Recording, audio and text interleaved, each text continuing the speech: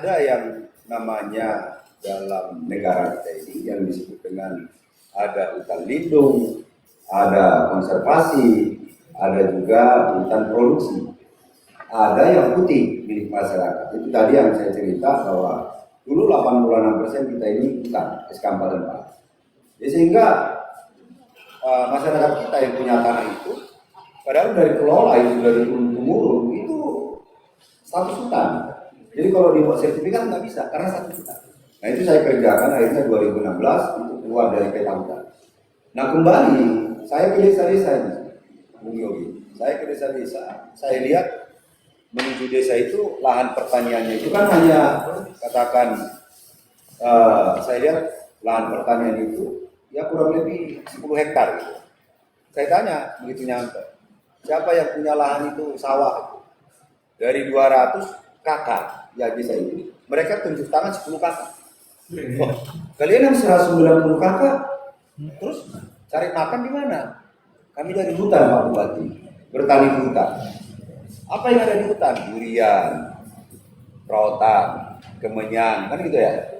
Macam-macam lah hasil hutan. Dan mereka bertani dari di hutan. Intinya gitu.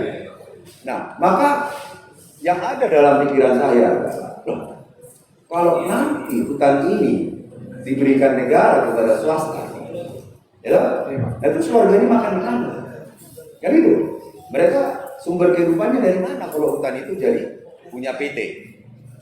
Katakanlah wilayah ini dikuasai oleh PT Angin Ribut dengan SK nomor sekian. Itu yang sering terjadi di mana-mana. Itu sering terjadi di mana-mana. Dilarang masuk KUHP 551. Nah, warga kita mau makan dari mana? Maka saya coba dengan Aliansi Masyarakat Adat Nusantara dengan KSPN dulu bersama bagaimana regulasi kita buat.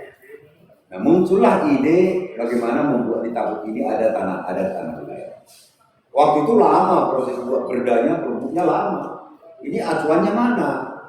Belum ada undang-undang, ya, belum ada PP, yang ada hanya Kepres. Ya nggak apa masalah, Kepres juga bagian dari regulasi. Nah, kita mencontohkan dari mana?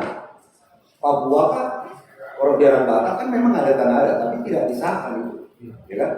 Nah ini saya minta kepada kajian itu, ya udah kita contoh Sumatera Barat. Nah itu kajian itu keluar dari Perda, dari Perbu. Akhirnya masyarakat yang punya hutan itu, yang negara punya hutan, agar tetap masyarakat itu bisa kelangsungan hidupnya terjaga, kita undanglah kementerian, kita siapkan juga APBD kita untuk bagaimana itu bisa kita keluarkan menjadi tanah. Tanah adat kita jadi itu tidak lagi milik negara, bukan itu. Ya, tidak lagi hutan lindung. Hutan itu jadi milik warga sekitar, warga. Tanah jadi tanah mereka, tapi tidak boleh merubah fungsi hutan. Nah, hutan itu harus tetap dijaga. Dan semua sumber alam yang ada di hutan itu bisa diambil dan dikelola oleh masyarakat. Tapi tidak boleh menebang hutan kemudian dijual kepada pihak swasta. Tidak boleh. Tapi kalau mengambil pohon untuk membangun rumahnya itu boleh. Silakan saja. Tapi menjual itu tidak boleh. Itulah tanah adat.